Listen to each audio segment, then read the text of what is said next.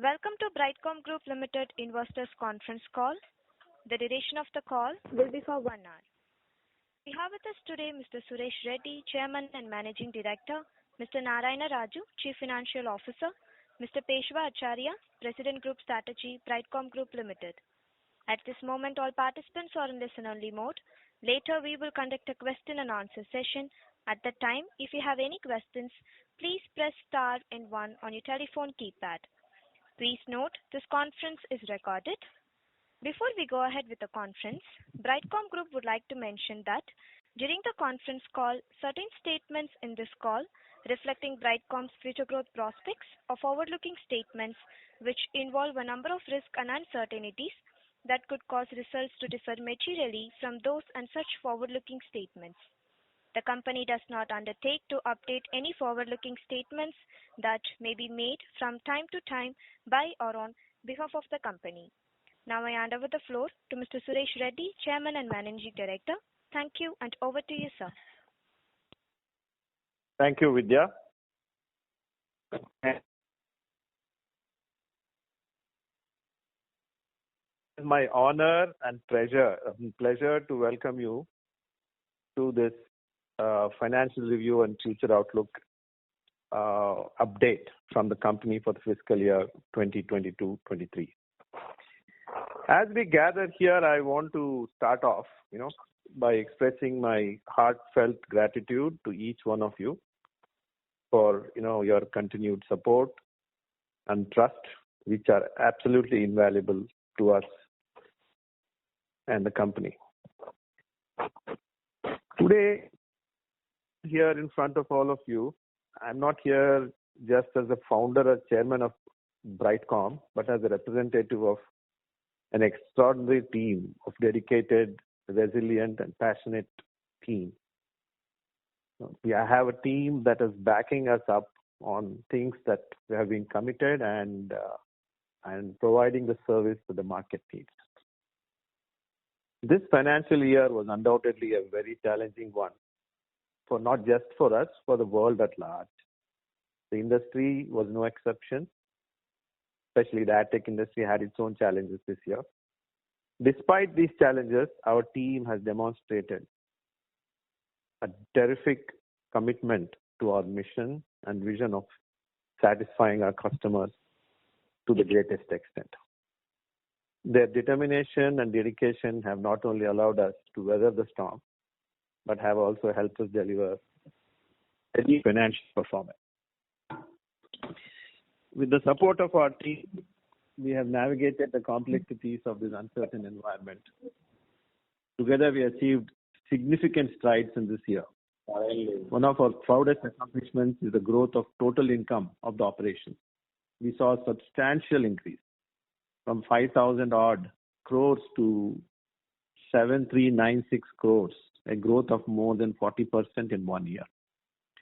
This is just not a growth of statistical numbers. It's a manifestation of relentless pursuit of our goals and effective execution of our strategies and consistent striving for excellence across all business groups. So business-wise, this has been a phenomenal year for all of us. Each number in our financial report is a test of our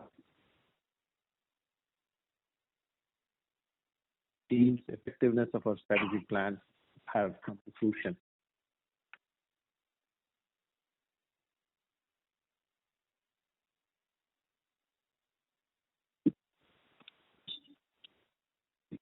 Our relationships with our partners have gone up in a very, very big way. So these are all the results of a lot of planning and tactical decision making by the guys on the ground. The teams have done their jobs. I just want to, dedicate this to the team. However, these numbers are just part of our journey. Behind these figures is a detailed and a strategic roadmap that led to this financial success this year. And each strategic plan we implement is carefully designed to ensure we remain competitive, continue to provide excellent products and services to our end customers and partners. So I'm excited to delve deeper into our future plans as well. their execution and impacts that they can have on the business. But I will let Mr. Raju and Mr. Peshwa go deeper into our financial, the nuances of our financial performance, plus our strategic directions of the business going forward. So with this, I will hand the floor to Mr. Raju, and then I'll come back to answer other questions that have been, posed to us through email. So with that, I hand this off to Mr. Raju. Raju Garu, please take over. Thank you, sir. Thank you very much. Good evening, everyone. Thank you very much for taking time out of your busy schedule to join our today's call, and I really appreciate your interest in understanding our company financial results for the quarter ending 31st March 23 and for the financial year ending 31st March 23 as well. I'm excited to share the quarterly results of our company. Our company for the quarter ending 31st March 23 has achieved a 10% increase in revenue and a 3% rise in profit after tax compared to the quarter ending March 31, 2022. The EBITDA too grew by around 3%. For the quarter ending March 31, 2023, our company has reported a consolidated revenue of 1,367.93 crores and a profit after tax of 229.15 crores. Coming to the segment-specific information, during this quarter, we have achieved a turnover of 1,262.23 crores from our AdTech digital marketing segment, and which amounts to about 9.99% increase year over year. The software development segment achieved a turnover of 105.70 crores and a year over year increase of 3.91%. On the ROE front, I'm happy to inform you that we continue to be committed on improving the ROE. The annualized ROE after the current quarter has reached to about 19.58% compared to about 17.23% for the year ending March 31, 2022. We are focused on improving our capital efficiency constantly to take this metric higher. We have achieved a cash flow of 436.76 crores during this quarter. As informed during our investor call in the month of February for the quarter ending 31st December 2022, we have focused on the receivables, and as a result of which our collections have improved, helping us to increase our free cash flow to about 437 crores compared to about 92 crores for the quarter ended December 31, 2022. Our continued efforts to invest time and money in building various subsidiary businesses and ensuring that there is continuous growth have resulted in our subsidiaries generating adequate cash flows. We have been nurturing these businesses of our subsidiaries for some time, and most of the subsidiaries are now generating sufficient cash and are now able to see cash that can be returned to the parent company. We felt it is appropriate to put across a place to dividend this extra cash every quarter based on the available amount every quarter. As in case of quarter ending December 31, 2022, for the quarter ending March 31, 2023 also, we have received a dividend of about 5.09 crores from our subsidiaries. Coming to the tax rate, approximate tax rate is for the quarter ending March 31, 2023, it is coming to about 28.96%. About the consolidated figures for the financial year ending March 31, 2023, our company has reported a consolidated revenue of 7,396.77 crores. We have achieved about 47.36% increase in revenue and approximately 50.3% increase in profit after tax. Coming to subsidiary contribution, as always, the online media solutions Israel has been the major contributor for the revenue, again, contributing about 43% of the revenue. This is followed by Brightcom Group, which is contributing 18%, and Frontier Data Management contributing to 13% of revenue. The Indian operations have contributed to about 5.87%. When we look at the regional contribution, North America has contributed 52%, South America region has contributed 21%, Europe and Middle East have contributed 17%, Australia has contributed 4%, and Asia has contributed 6%. About the data aging, our continued efforts, have helped us reduce the number of days outstanding in total receivables to about 148 days compared to 173 days as of 31st December 2022. For the digital marketing division, the current days outstanding is about 146 days compared to 152 days as of December 31, 2022. For the software division, it is about 176 days compared to 168 days as of December 31, 2022. Now, I'd like to provide some guidance on targeted revenue and profit after tax for the year 2023-24. So for the financial year 23-24, we aim to achieve a revenue between 9,196 crores to 9,658 crores, which would make us a billion-dollar company. And that would be tentatively an increase of about 24 to 31% around that particular thing. The targeted profit after tax is between 1,659 crores to 1,744 crores, coming to about 21 to 27% increase.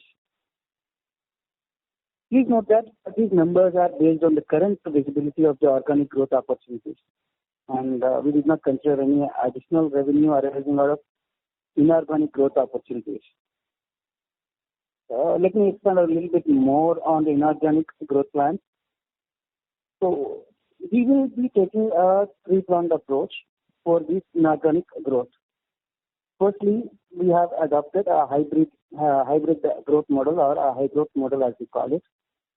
This is a capital-light model wherein we will be funding the regular working capital requirements of the joint venture partner and some minimal amount for fixed assets. And we will be working on sharing the top line and the bottom line as well, alongside offering the technology and network of BCBs to speed up the growth of the JV. Secondly, we will remain open to full acquisition opportunities where appropriate. Typically, our mantra is companies offering new geos with deep reach and killer technology. Thirdly, the consumer data analysis segment, which is core to our business model, and is currently witnessing a huge disruption with the evolution of artificial intelligence and, more importantly, the generative artificial intelligence. While artificial intelligence has helped us to improve our data analytical and personalized marketing capabilities by enhancing the customer interactions, the generative AI will be of great help to address our requirements related to the first one is content generation. And I believe most of you, have used ChatGPT by now, and you would have been amazed by the rate at which the suggestions are provided by the ChatGPT or other generative AI tools, and the kind of a crisp content it provides. Generative AI can write blog posts, social media updates, product descriptions, and more. And in some cases, it can give you a script for your, a movie also. So this automation leads to significant time savings because AI can work around the clock and the content be produced at scale. About the personalization of advertisements for our customers. The generative AI's ability to analyze vast amount of data will help us to tailor the content to individual users based on their behaviors, preferences, and previous interactions. The personalized approach enhances the user engagement and can lead to improved conversion rates. When it comes to the design part of it, most of you might have already seen, ChatGPT generating various images using artificial intelligence. This will be of huge help and, in speeding up our creative design content. We can do all these and much more as generative AI evolves and matures. Let me put an end to the technical briefing here and talk about the financial aspects of it. As you all are aware, there are a few thousands of startups that were being floated across the globe in this spectrum. And in this spectrum, I mean artificial intelligence and generative AI related spectrum. Additionally, Some of the existing organizations are planning to use generative AI to scale up their opportunities. This will provide us with huge window of opportunity to help them meet their financial needs and in turn help us improve our revenues and profitability with minimal investment. The key here is to keep looking for suitable partners who can meet our business and technical requirements, and at the same time they are like-minded. Once we find a suitable partner, we'll be funding them to meet their working capital needs and speed up the product development activities, or use already existing developed products to improve our performance. Another point to keep in mind is we need to hold sufficient cash to help us close the deal. In today's dynamic and competitive market space, there is a huge demand for goods, products, related companies with good offerings. We need to take timely decisions and quickly close the deal. We are confident of achieving our organic growth targets mentioned above. At the same time, we are also confident that we will continue to grow inorganically through valuable partnership with organizations in the artificial intelligence or generative artificial intelligence space, or other organizations in the digital art space. This is what I'd like to bring to you all. I now hand over to Mr. Pesha, our President Group Strategy, to tell you more about our company strategy. Thank you. Over to you, Mr. Pesha, sir. Hello. Thank you, Mr. Raju. Good afternoon, everyone. And I would like to thank each of you for sparing time and participating in this call. And I would start once again by thanking Mr. Raju, our CFO, who has really taken us in detail through the financials and also given a fairly good idea about our strategic outlook and how we, a little bit of strategic growth outlook. You would have gone through the financial figures already, what has been published, and the stellar performance of your company comes out very clearly. I would like to really express my deep gratitude to all the team members, all our team members who have put in a tremendous effort for achieving this stellar performance. Today, what I will try to do is essentially discuss a bit in detail some of our strategic levers which has really driven this performance, and also build and give an idea on our future strategy to growth. If you see over the past years, we have taken several initiatives, strategic and tactical, that has really helped us achieve our goals and drive growth. Your company has shown a CAGR revenue growth of more than 37% over the last 3 years, and a CAGR revenue growth of around 24% over the past 5 years. And our yearly revenue has been growing continuously every year, year on year for the past 5 years. And in fact, last year on year revenue growth has been more than around 50%, 47, 48%, which is, I think, highly commendable.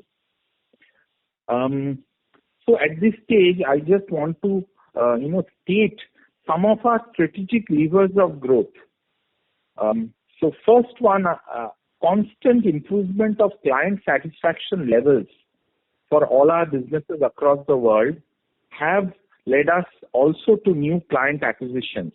So this, I think, is very important. Number two, your company has also been expanding its presence across new geographic locations all over the world globally. For example, like our Berlin office, which we had mentioned. Thankfully, and we are really very happy and delighted to be in a growing industry, which is the world of ad tech and digital marketing. This is a growing industry, and the global ad tech industry is projected to have a 15% plus CAGR growth.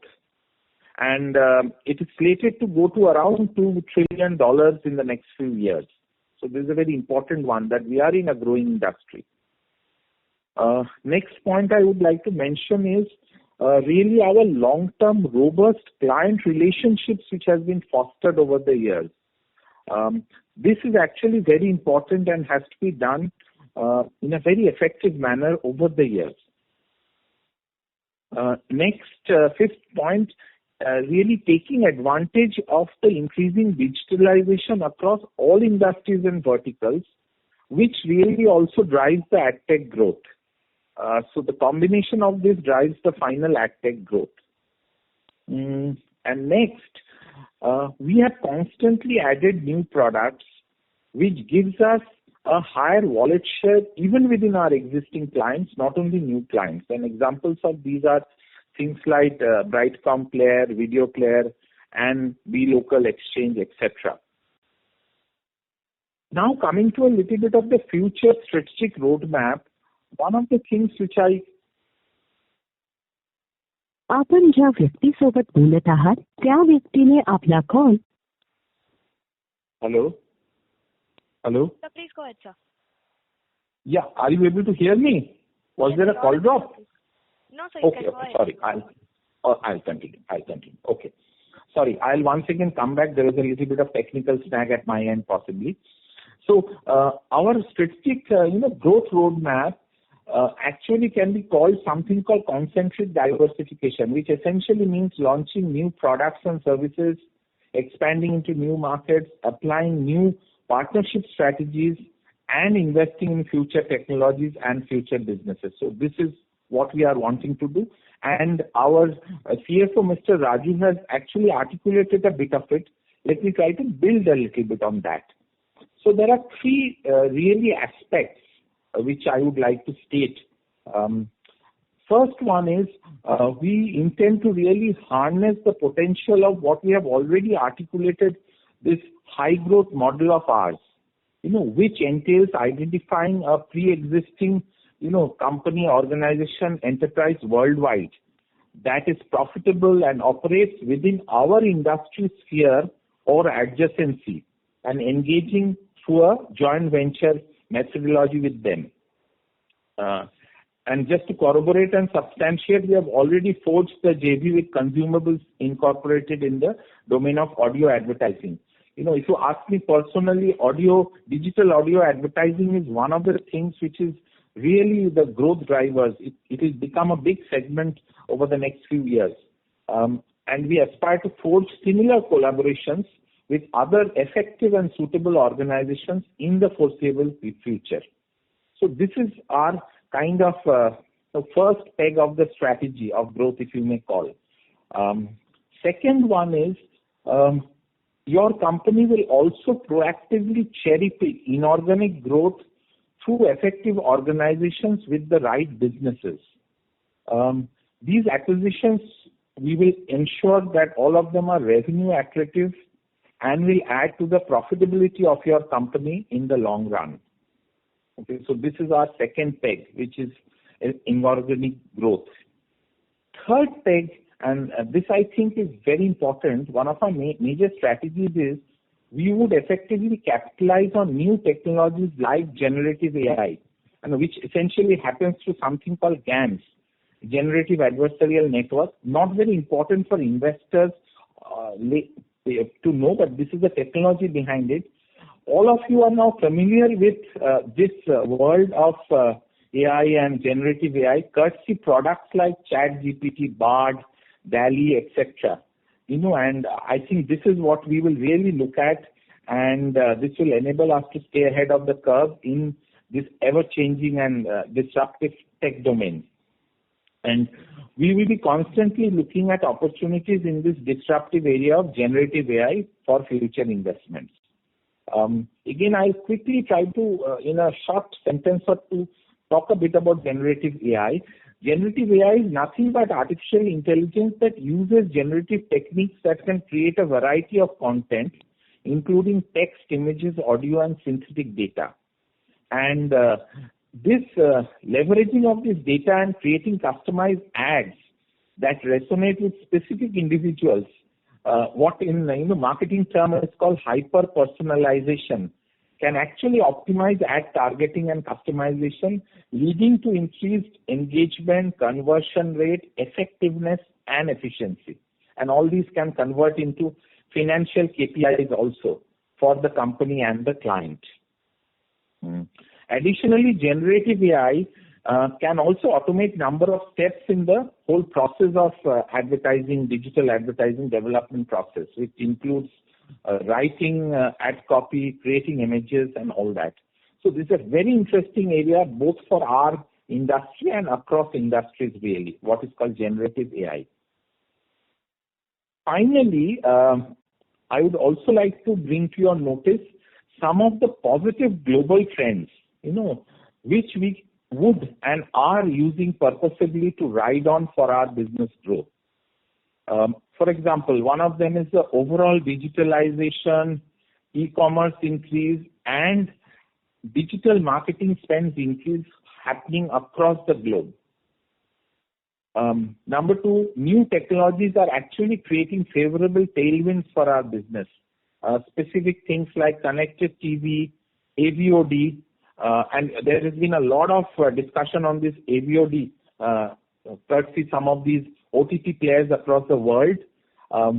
Programmatic advertising, of course, all of us know, digital media, contextual advertising, digital audio, digital OH, and digital audio. So these are some of the new technologies which are actually driving our growth, and we will capitalize on this. And the third one, of course, is building new technologies through our innovation labs like Q Labs, Quantum Labs. So this is one of the technologies which we are investing and move forward. So this is an overview of our strategic framework. I would really like to thank all of you for your attention, and let's continue to work together towards a successful and profitable future for Brightcom Group. Thank you once again.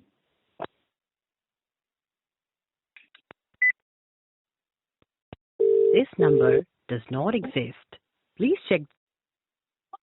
Hello. Hello. Yeah, Peshwa. Yeah, thanks, Suresh.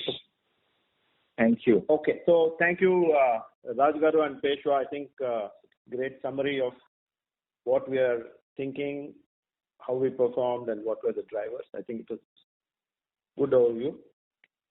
With this, I'd like to bring it out to we got a lot of questions this time. I think innumerable number of questions. And I think I will first try to answer them before we open up for Q&A. So let me just open the questions here and try to see how best we can answer, given we have few situations that we have to be careful of. I think the first question was about the interim order and show cause notice that came on March 13th.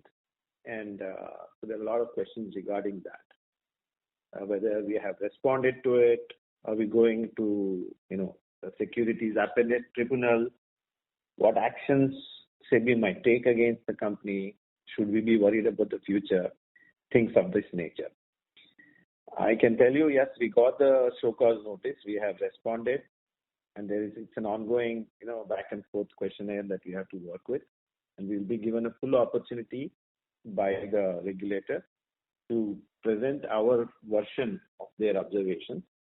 With respect to there are two parts to it. One is the interim order, where there are directions, and then there is the show cause notice, where we have to respond to the observations made by the regulator. In terms of the directions, we didn't find anything that we had to appeal, so we have just decided to comply with the directions part. So which is why you might have seen that we did that 7-day, 14-day, and 21-day meeting of the directions given by the regulator.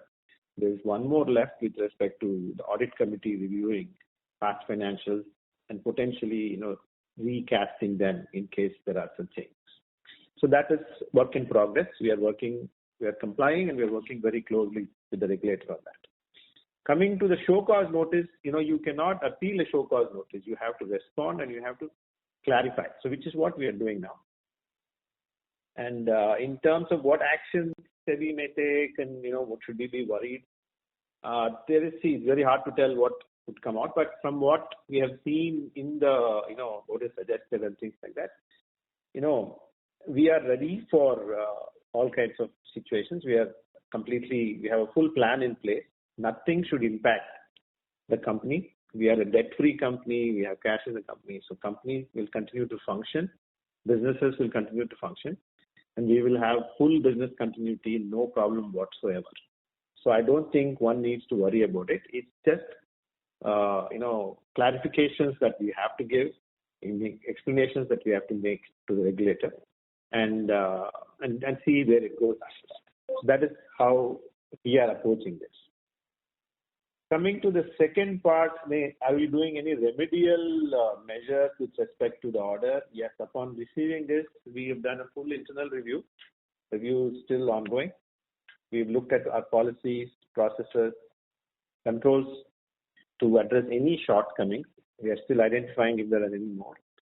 And this would be a subject of intense interest personally for me to make sure that we don't get into any further trouble in future. So it's important to improve the compliance with all regulatory requirements. Then there is a question regarding the JV with consumables. How is it going? How much money has been made? How much have we invested and such? Yeah, our joint venture is progressing as planned. We are investing, as we go into the company, into the joint venture. And the potential is pretty large. We have not, this quarter has not seen the benefit of that yet. And we don't want to jump the gun or make any assumptions as of now, since it's a new part. So hence, even the projections made by CFO is also being very conservative with respect to the JV at this point. So we will see how it plays out. We are definitely very hopeful. We are working with some of the best in the world with respect to the technology and the business acumen that they have. But it's all about how this partnership will work and how the JV will look like going forward. That's where we stand. And there is certain question about Media Mint.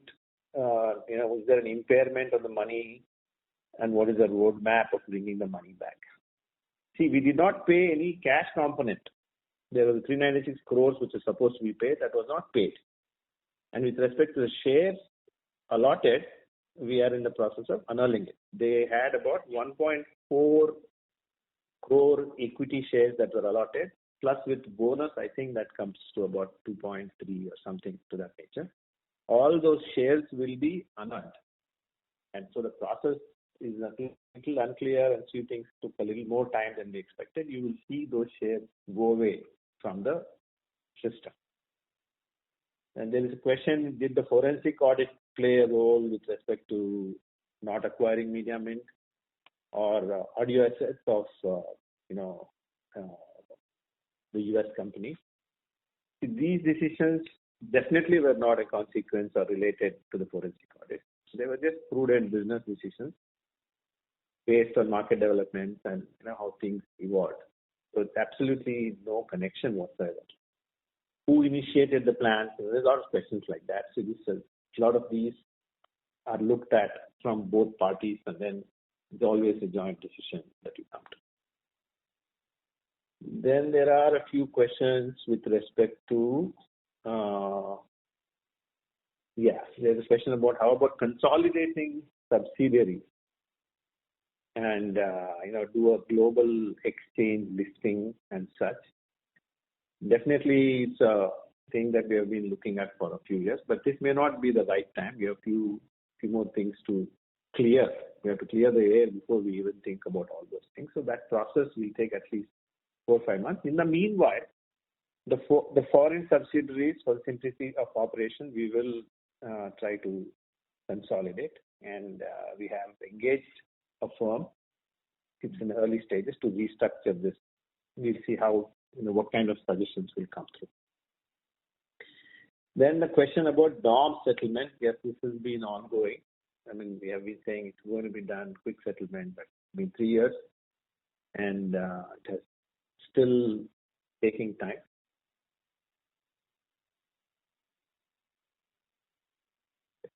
sorry, there's a call coming in. Okay, so that's a thing that we have to work through. It's a complex, complex situation there. So we expected to see a faster closure there. I personally jumped the gun and made an announcement earlier than I should have. But this is a process that will happen. We are 100% sure that the settlement and the final closure will happen. It's just the time I'm not able to comment on at this point. So, but it does not impact anything about the business at this point, and so I would like to put that out there. We will inform the market the moment that settlement is complete. We continue to work on it. And then there have been questions regarding, the warrants and shares that were allotted, and why we allotted, and the kind of firms and people that we have allotted and such. See, these were all allotted as per regulatory guidelines, keeping the company's best interest at that time. We do understand the retail shareholders' concerns. We got a lot of questions on that. So we will continue to endeavor to ensure the interests of everybody is protected going forward as well. Coming to corporate governance, there are a couple of questions on this. Can we be more transparent, more proactive towards market and shareholders? And then a lot of questions regarding, stability of the stock price, buyback, and such. We are working on a robust plan to improve corporate governance, as I said, and enhance transparency. We are also considering all kinds of strategies to provide stability to the perception of the company. So this is a slow process because building credibility is a long, drawn-out process. You have to keep in mind, we are a company that has been in business since 1998. We are a 25-year-old company, and we know certain things take time, and especially when turbulent waters happen, we have to put all the more effort to stabilize things, and that's what we are trying to do right now. Then there are questions about SHP. There's a lot of questions on SHP as well. With respect to SHP and promoter disclosures, any inaccuracy in the shareholding pattern was absolutely not intentional or to mislead anybody. It's been given as per the guidelines, as per the consultants who have given us advice at that point. There's no reason to doubt that. So whatever changes that have been told by the regulator, we have now made those changes, and whatever you see, this is the final what you are able to see. And any changes going forward, we'll communicate appropriate channels. Now we are very clear on how to handle that part of it.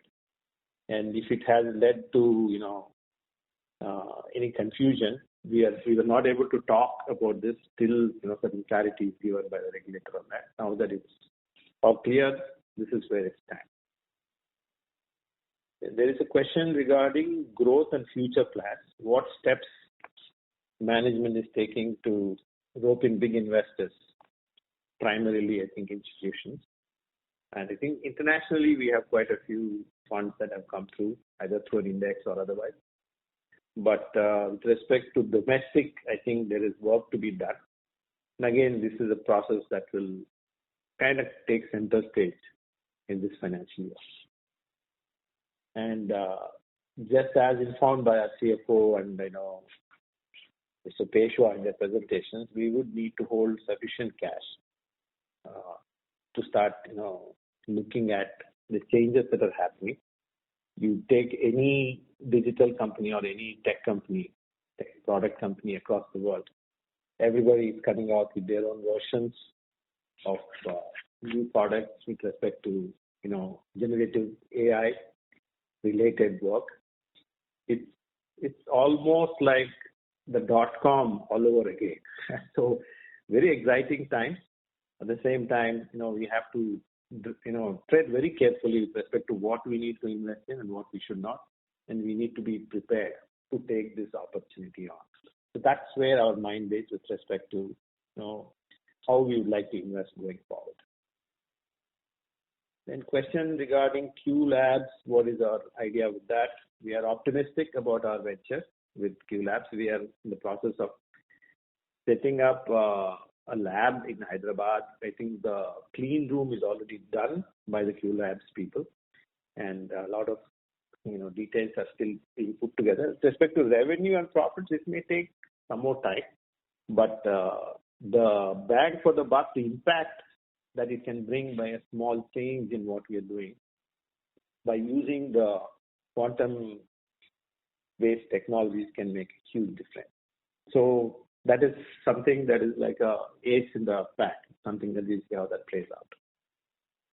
There are questions about shares to the current auditors and such. There were no shares allotted to current auditors.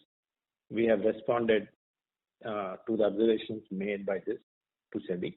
There is definitely no conflict of interest with respect to the auditors. Then there is a question regarding having internationally reputed auditors. Yes, we do have internationally reputed auditors in the subsidiary level. We have, I think, you've said a couple of times, a number of times in the past about OMS being audited by EY, which is almost, I think, now 46% this year. But that said, we are in the process of relooking everything, and if any developments there, we will inform the market. This is broadly the question and answer. I think I've covered majority of them. I think now if we can open up to Q&A, I can take the questions and the team can take the questions and we can respond to them. Thank you, sir. Ladies and gentlemen, we will now begin the question and answer session. If you have a question, please press star and 1 on your telephone keypad and wait for your turn to ask the question. If you would like to withdraw your request, you may do so by pressing star and 1 again.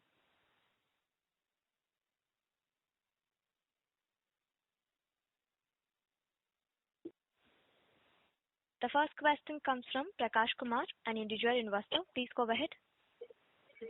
Hello. Hello, can you hear me? So yes, please go ahead, sir. Yeah. Sureshji, I have two queries. Okay. Please. The first query I have is, since you said that last few financial years audit financial is with audit committee, and thereafter maybe you'll publish. So should I expect that after that audit committee approval, we should expect subsidiary financials, audit financials of all subsidiaries to be published for FY23? This is the first question. Second question. Okay. While going through all the financials of OMS subsidiaries for last year, I found that a lot of subsidiary names were written in the notes. Aurelian Inc., Vibrant Digital France, Vibrant UK, On Magic. But I don't find those names in the annual report of Brightcom Group.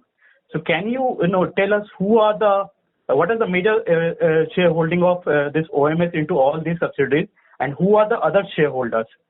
And in brief, I just want to understand from you, what is the exact contractual relationship of 44 Ventures, Mr. Jacob Nizri, with OMS? Are they involved into business operation? What kind of relationship is there? Perfect. That's it. Sir. Okay, thank you very much. So your first question with respect to 1 minute.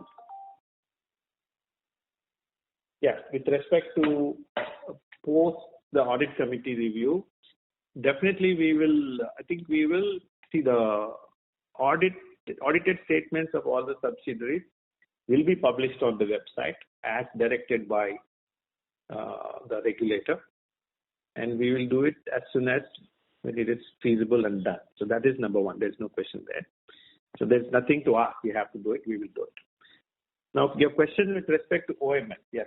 See, what happens is you have to understand what we publish in our annual report, we publish the subsidiaries as we have bought them and then everything that goes into it. So that is how it is published. Now, for example, OMS has a presence See, when we bought OMS was in 13 countries. This was in 2000, I believe, 8, we bought the company. They were already in 13 countries, and then that has grown from there. So when, let us say, OMS is an Israeli entity. Let us say they have an entity in France. So it will be named as OMS France, and it will be an entity which comes under OMS Israel. So with respect, if I start putting together all these individual entities in each of these countries, it gets very, very, very large. There are a lot of entities like that are under each of our subsidiaries. I mean, of course, OMS especially. Now, all of them except Ono Magic are 100% owned by OMS. Okay, then Ono Magic, I think we own 51%. OMS owns 51%. 49% is held by 44 Ventures. So that is number one. Now, let us talk about the 44 Ventures group. The 44 Ventures has primarily four people there. We have Jacob Nizri, we have Shirley Livingston, then we have the CFO of the group, and we have the CTO. These four people as a service. See, what happened is we were not able to provide, for whatever reasons, there were a lot of issues between issuing shareholding and such. So then we provided them flexibility where they can do things beyond OMS's operational duties, so that they have opportunity to take part in other small things, which is how 44 Ventures was put together. So there is absolutely no conflict there. They are the operational guides for OMS, while we do have inside OMS, we do have people who do different aspects of it. So it is it's an arrangement where it has worked for us over the years. It works very well because we don't have to, there is a mutual benefit in terms of we are understanding what are the new technologies that are happening, because they are participating in some very interesting new things which are more content related where we don't participate. And we also understand what are the other areas that they are going, what's happening within the Israeli ecosystem. On the other side, they have opportunity to be part of the large OMS operations, which works globally, which gives access to. So there is a mutual benefit, and so hence that is how it was set up, and it has worked for us.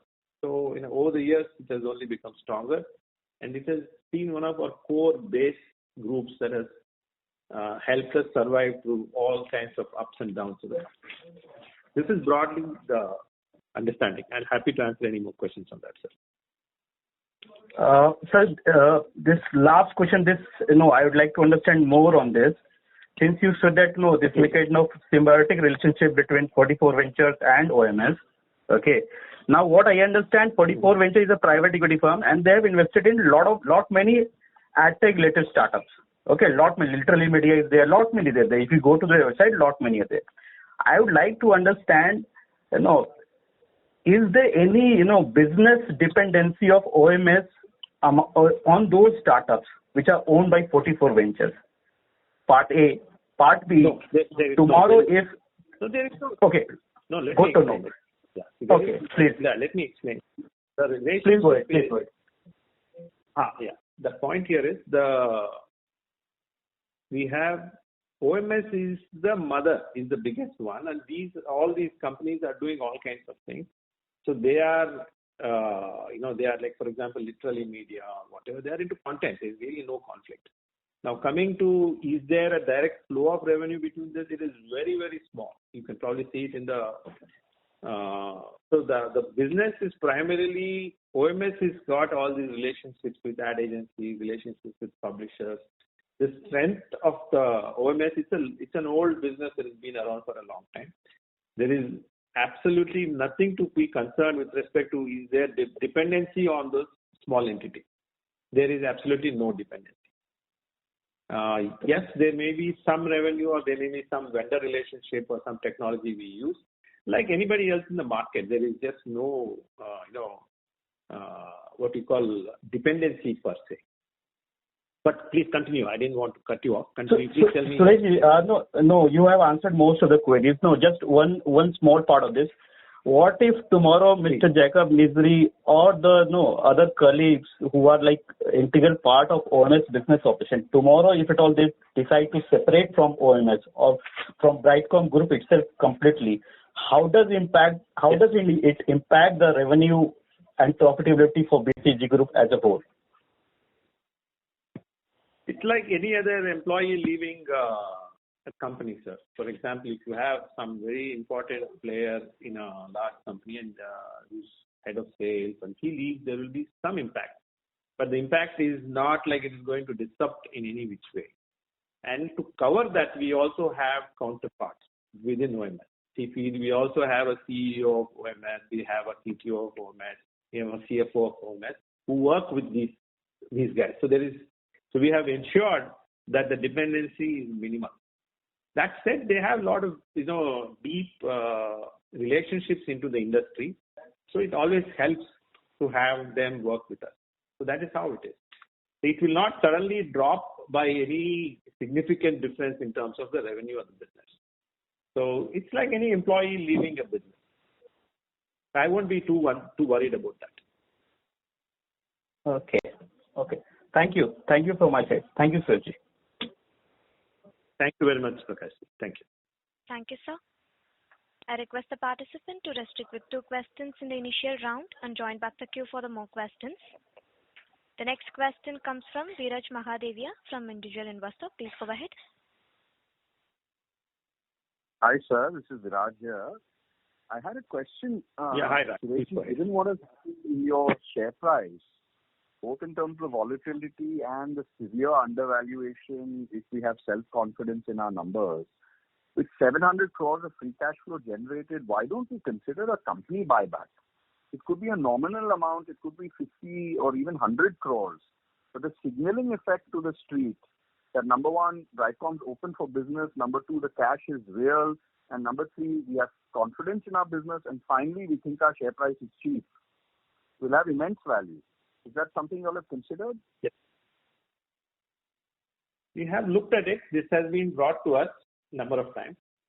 I think there was a question with respect to the credibility of the numbers and things like that in the past. But I think we are past that stage and things will start improving now. See, we can't keep doing buyback to make a point. See, it's not the right approach. This is a massive opportunity in terms of where the business has to go. So we'll have to always balance both sides. So that is the approach we have taken. And it's not that nothing is ruled out. I'm not saying it is ruled out. It's definitely under consideration. We'll see how it plays out. So that's how we are. I get your point, sir. I get your point, sir. But I'm saying, 700 crores is generated last year. This year, we are probably going to generate 1,000 crores of cash flow. I mean, setting aside 50 or 100 crores is not jeopardizing that situation, right? You still have 90% of the cash flows reserved for all your other strategic agendas. But the signaling effect at 50 or 100 crores will be tremendous to the street. Yes. So last year we have given 60 crores as a dividend. Okay, so the choice is we could have done a buyback or a dividend, but we felt we had to give a dividend. So every company has their own way of doing it, and this is what we felt right to do. Right. Okay. All right. I mean, at this price, technically your ROI on your buyback could be more than 2x within a year, right? Maybe even 3x within a year if things with SEBI check out. So the return for promoters and shareholders is far greater through a buyback than through a dividend. Just a point from my side, sir. All the best. Thank you very much, sir. Appreciate your point. Thank you, sir. The next question comes from Rajan Bave, an individual investor. Please go ahead. Hey, hi, Mr. Suresh Reddy. Congrats on the results. My first question is regarding corporate. Yeah, my first question is regarding corporate governance wise. Showcase notices out we have several governance issues. What's your take and how, full management take on the corporate governance? Still we are getting shareholding patterns on the last day of filing. What's your take on these things? Like I said, while I was answering the question, I kind of answered the question, but I will answer it again for you. We are evaluating all the processes that we have, and you will see improvements. So that's all I can say right now. And you will see improvements as we go forward. I don't want to, make tall claims or anything like that. You will see distinct changes as we go forward. And definitely this was a jolt for us, so we have also taken it very seriously.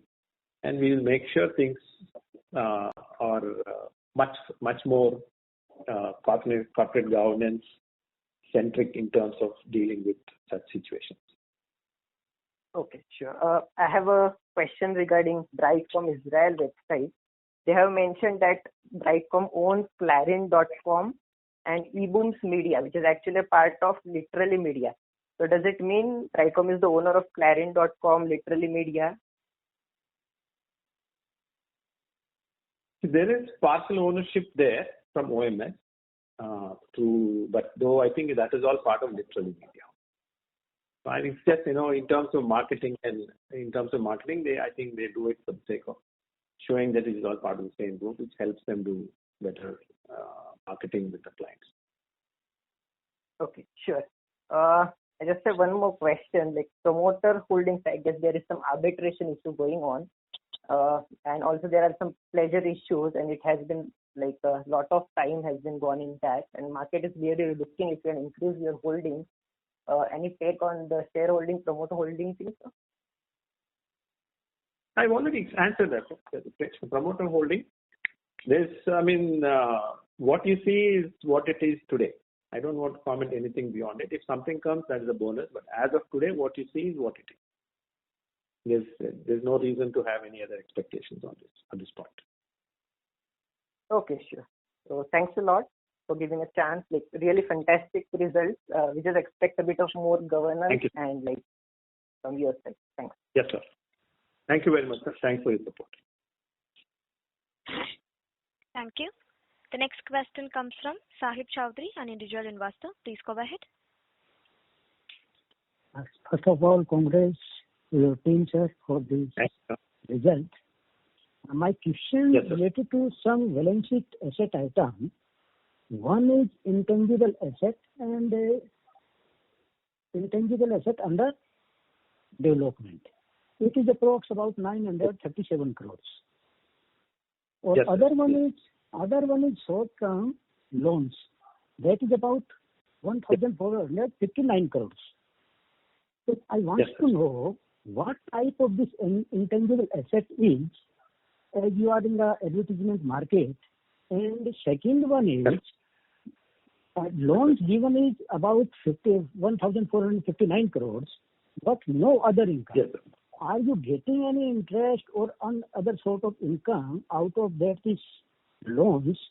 Because I didn't find any other type of other income in your financial.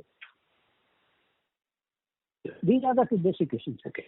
For third one is just there is 395 crores in OCI. What is this OCI? Yes. Over to you, sir.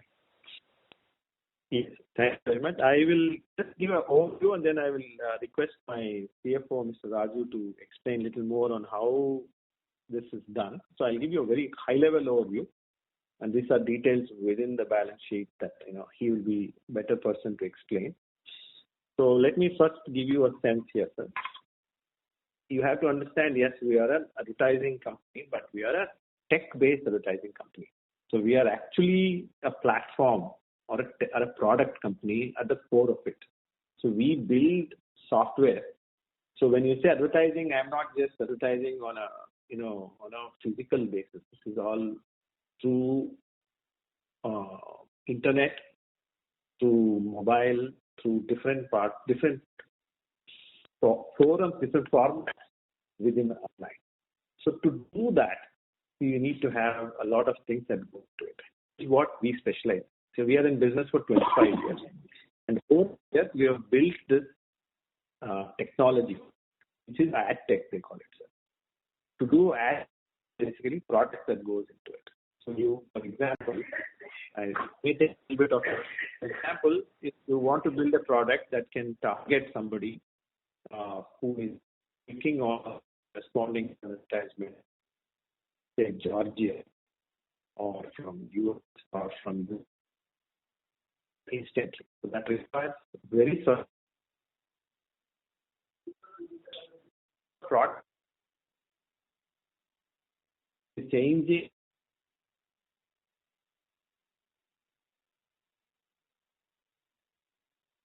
So sorry for interrupting, sir. Suresh, sir, your voice is breaking, sir.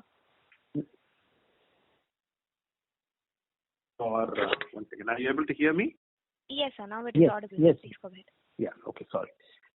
So I'm saying that these are the things that actually capture that. So that is why you have such huge numbers, because it's a product company and the asset sits in these types. Okay. Short-term loans are also related to these activities, and I'll let Mr. Raju explain more. Okay. Raju Garu, can you please go ahead? Yes, sir. Yes, sir. So, sir, as you know, our product life cycle, if I take into consideration, there are essentially 3 stages which are quite iterative. The first one is like wherein the basic stage or the initial stage, as I would put it, like which includes concept. I mean, once our marketing team comes with a requirement, and then our IT team builds some kind of a concept around it, and they'll define kind of the technologies that we use, the kind of a manpower that we need, and the tools that we need. And especially in some instances, what will happen, we need to come up with, buying hardware and software to a relevant specs, which is of high level configuration. Thing is, as we are doing, vast amount of data needs to be analyzed. So at times the hardware specs may be a little very specific. And usually at this stage, particularly what happens is we'll decide on the concept, we will design, and we will prepare a prototype. Then it will move into the second stage, wherein the testing will be done, and a soft launch will be done with our long-standing customers. Basically, we will test how the portal or the tool or the data collection and the data analysis is working, whether it's meeting our standards or not, or if they'll need to increase the speed or not. There are a lot of things that will go into that. So that's the soft launch part of it. And then the final stages, we will do a commercial launch to capture the data, analyze, and so send out the targeted advertisement to people and all. So these are broadly the 3 stages. So initial stage, what happens is when we are designing, let me tell you one more thing. Once the commercial launch is complete, what will happen is we will capitalize all the expenditure related to that particular activity, and we will write it off over a period of 6 years that we have been following since inception of our organization. Okay. So coming to the first process, like where we do concept design and prototype. At this particular stage, we are not too very clear as to whether it should be a current asset or it should be a capitalized, because it's still at the evolving stage. We are not sure whether we'll capitalize it or not, and how long it will take for us. So that's the reason why any expenditure, including salaries, purchase of software licenses, purchase of hardware kind of a thing, and any infrastructure that is required to, create, we need to create for this particular stage. All those things we will not be able to classify because we aren't clear as to how it goes. If the concept itself at the stage itself, it is going, we are going to scrap it. We will definitely charge it to the P&L account. Otherwise, we'll capitalize it. So this is the reason why we keep it as under other current assets. Normal timeline that we give for this particular, the entire process is around 9 to 12 months. Because the data and all is not small, right? So we usually take around 9 to 12 months cycle time, and then decide at the end of the year whether we need to charge it to the P&L account or we can keep it in current assets. So this is the place where the amount will be classified as other current assets. Coming to your question about intangible assets under development, because once the prototype is built, it will move to testing and all, and I have assets, intangible assets that is under development, which is almost 40% complete. All I need to do is do a testing part of it, and if there are no bugs found, I can go for a soft launch, and afterwards it will go for a commercial launch. So around 40 to 60% complete, depending on the stage of the project. So that's the reason why we keep intangible assets, and we classify the expenditure in that particular stage as intangible assets under development or capital work in progress. Okay. Once the soft launch is complete and we, as I said, commercial launch is done, it is definitely an intangible asset. And all the expenditure related to the salary, software, and others will be classified as, intangible assets, and anything related to the infrastructure and, computers and laptops or whatever hardware related things, that will be classified as fixed assets. So broadly, that's what it is. That's how we do the accounting treatment part of it. And at the end of the year, what we do is we will assess each and every product, and then we classify the expenditure accordingly. Okay. Yeah. I hope you got it very it's complex, sir, because it is a software company at the core of it. It's a product company at the core of it. This is not an outsourcing company. It's a product company. So how product holds the asset within the balance sheet is the nature at which we are doing right now. That's the broad idea. I hope that answers your question. Sir, what about OCI? That is about 309. Yeah, that's what OCI is other current assets. OCI is other current assets. Yeah. Sorry, sir? OCI means other current assets. Can we go to the next question, please? No. I am not talking about other current assets. I am talking about other comprehensive income, 395 crore in the financials. What is the nature of this other comprehensive income is related to any, at the end of every year, there is a lot of exchange fluctuations these days, and some days it will be around 78, and, this year it's 82 plus, So we need to revalue each and every asset, outstanding amount, because we have multinational presence, and most of the countries we need to take care of the exchange related adjustments. Once we revalue the assets in the balance sheet of those subsidiaries, and we convert them to INR, what will happen is there is some amount of reserve or surplus that's generated, and that will be considered as other comprehensive income, because based on the conversion rate, if it increases like 78,000 to 82,000, for example, I've got a 1,000 rupees worth asset in one of our subsidiary balance sheets, then I'm converting as of 31st March 22, if it's 78, that will be 78,000. And when it comes to 31st March 23, if it's becoming 82,000, that 4,000 is my other comprehensive income. This is due to the currency difference between the countries. Yes. That's what it is. Exchange rate fluctuations. Exchange rate, yeah. Thank you, sir. That will be the last question for the day. Ladies and gentlemen, this concludes your conference call for today. Thank you for your participation and for using Doorsaba's conference call service. You may disconnect your lines now. Thank you and have a pleasant evening, everyone.